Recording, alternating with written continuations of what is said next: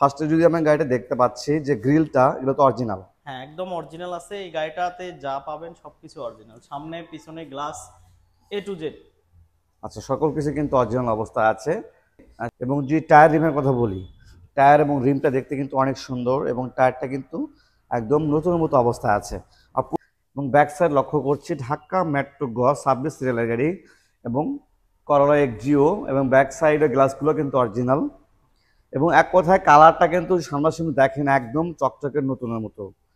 Alright viewers, যেটি বলছিলাম যে গাড়িটার ব্যাক সাইড ভেতরে বাহিরে যা অবস্থা আছে তার চেয়ে মনে হচ্ছে ইঞ্জিনের কন্ডিশনটা আরো বেটার কন্ডিশন। ইঞ্জিনে যদি দেখেন আপনারা দেখতে পাচ্ছেন একদম নতুনের মতো দেখতে। হ্যালো এভরিওয়ান, আসসালামু আলাইকুম। সবাই কেমন আছেন? আশা করি সবাই অনেক বেশি ভালো আছেন। আজকে কিন্তু আমি অবস্থান করছি বগুড়া কার হাউসে। বগুড়া কার হাউস থেকে আজকে আমি কিন্তু একটি টয়োটা এক্সজো গাড়ি নিয়ে রিভিউ করবো। তো যারা একটা ভালো কন্ডিশনের এক্সজো গাড়ি কিনতে চাচ্ছেন তারা কিন্তু সরাসরি বগুড়া কার হাউস ভিজিট করে দেখতে পারেন। আজকে যে গাড়িটা রিভিউ করছি 2011 মডেল এবং পেপারস কিন্তু আপডেট অবস্থায় আছে। আর গাড়ি যা কিছু আছে সেম কিন্তু দেখতে লাইক রিকন্ডিশনের মতো। গাড়িটি ওভারঅল কিন্তু পারফেক্ট অবস্থা আছে। আরও কি অবস্থা আছে বিস্তারিত জানবো কিন্তু আমরা বগুড়া কার হাউসের ওনার বাপ্পি ভাইয়ের সাথে কথা বলে ওভারঅল বিস্তারিত জেনে নেব। তো বাপ্পি ভাই কেমন আছেন? আলহামদুলিল্লাহ ভাইয়া, ভালো আছি। ভালো আছেন? জি ভাইয়া ভালো আছি। তো মোটামুটি গাড়ি কালেকশন কতগুলো আছে এখন ভাই? এখন আমার কাছে প্রায় 8টা গাড়ি আছে। আচ্ছা, সকল গাড়িগুলো কিন্তু দেখতে একদম নতুনের মতো। একদম ফ্রেশ গাড়ি পাবেন। আচ্ছা, আপনারা অ্যালিয়ন, এক্সজিও বা প্রেমিও বা নোহা বা হাইএস 111 এগুলো গাড়ি কালেকশনে হ্যাঁ, আছে। আমাদের কাছে সবসময় আপনি আপডেট এবং ফ্রেশ গাড়ি পাবেন। যে আচ্ছা, যে গাড়িগুলো নেবেন। আজকে যে গাড়ি দেখতে পাচ্ছি টয়োটা এক্সজিও 11 মডেল, কত রেজিস্ট্রেশন ভাই এটা? এটা 2016-তে registration. 16 registration, papers update. Papers update. আচ্ছা, ফার্স্টে যদি আমি গাড়িটা দেখতে পাচ্ছি যে গ্রিলটা এগুলো তো অরিজিনাল। হ্যাঁ, একদম অরিজিনাল আছে। এই গাড়িটাতে যা পাবেন সবকিছু অরিজিনাল, সামনে পিছনে গ্লাস এ টু জেড। আচ্ছা, সকল কিছু কিন্তু অরিজিনাল অবস্থায় আছে। আর সামনে পেছনে গ্লাস এবং বোনারটা যদি লক্ষ্য করেন দেখছেন একদম চকচকে নতুনের মতো দেখতে। এবং যে টায়ার রিমের কথা বলি, টায়ার এবং রিমটা দেখতে কিন্তু অনেক সুন্দর এবং টায়ারটা কিন্তু একদম নতুনের মতো অবস্থায় আছে। আর পুরো গাড়িতে কোথাও কোনো ক্র্যাশ নেই। কোনো ক্র্যাশ পাবেন না এই গাড়িতে, একদম ফ্রেশ গাড়ি। আচ্ছা, কোথাও কোনো ক্র্যাশ নাই, দেখতে পাচ্ছেন ফুল বডি কিন্তু একদম ফ্রেশ কন্ডিশন অবস্থায় আছে। শুধু কিনবেন আর চালাবেন, এছাড়া মনে করি আপনাদের একটি টাকারও কাজ করতে হবে না, কারণ গাড়িটা আমি পার্সোনালি ভেতরে দেখলাম, বাইরে দেখলাম, ইন্টেরিয়র এক্সটেরিয়র এক কথায় ওভারঅল কিন্তু পারফেক্ট অবস্থায় আছে।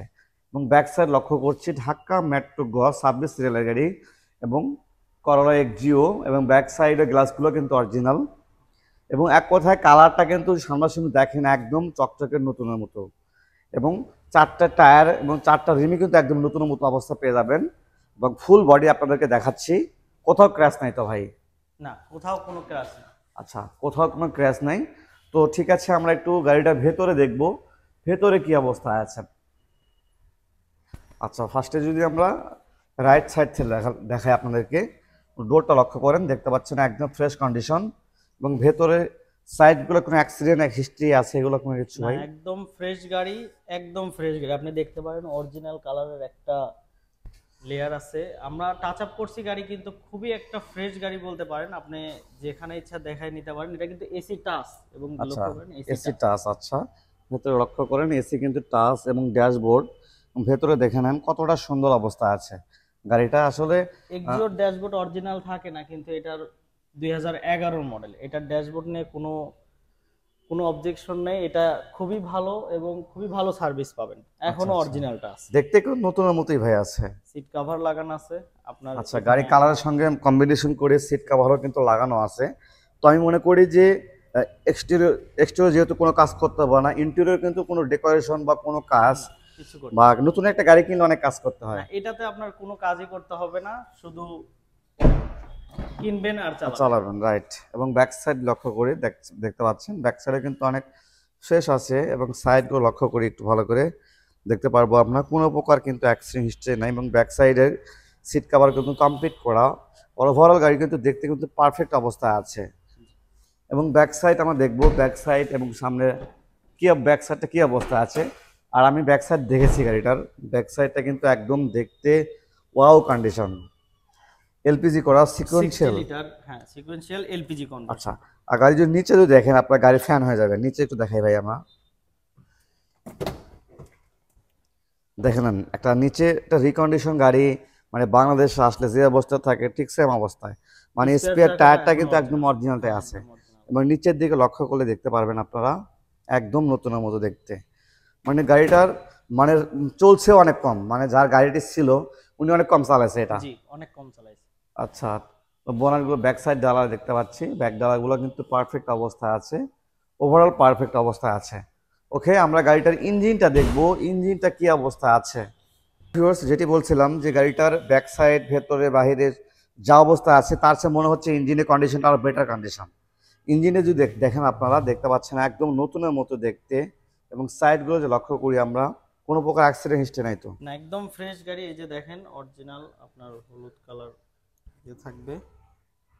আচ্ছা, অরিজিনাল যে স্টিকারগুলো সেগুলো এখনো আছে, সেগুলো এখনো আছে। এবং সাইডগুলো লক্ষ্য করলে দেখতে পারবো আমরা কোথাও কোনো অ্যাক্সিডেন্টের কোনো হিস্ট্রি নাই। মানে ওভারঅল কিন্তু একদম পারফেক্ট অবস্থা আছে। যারা এরপরে যেটা ভিডিওর মাধ্যমে বলছি, যদি সামনাসামনি এসে ভিজিট করে এ- গাড়ি দেখেন এটা অবশ্যই। কিন্তু অনেক দামি একটা এলপিজি করা আছে। হ্যাঁ, দামি এলপিজি করা আছে, সিকোয়েন্সিয়াল এটা লেটেস্ট ভার্সন করা আছে। হ্যাঁ, খুবই কম খরচ হবে এলপিজিতে। আচ্ছা, মানে ফুয়েল হ্যাঁ, কস্টিং অনেক কম হবে। কম খরচ।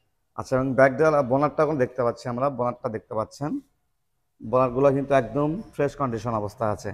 তো গাড়িটার ওভারঅল কিন্তু পারফেক্ট অবস্থা আছে, যেটি বলছি আমরা 2011 মডেল, 2016 তে রেজিস্ট্রেশন। 16তে রেজিস্ট্রেশন পেপারস কিন্তু আপডেট, যা কিছু আছে ওভারঅল কিন্তু পারফেক্ট অবস্থায় আছে। কিনবেন না চালাবেন, একটি টাকার কাজ করতে হবে না।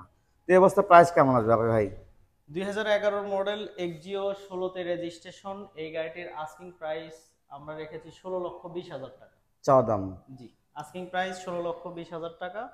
আপনারা আসবেন, গাড়ি দেখবেন, কিছু দামাদামি করবেন, গাড়ি নিয়ে নেবেন।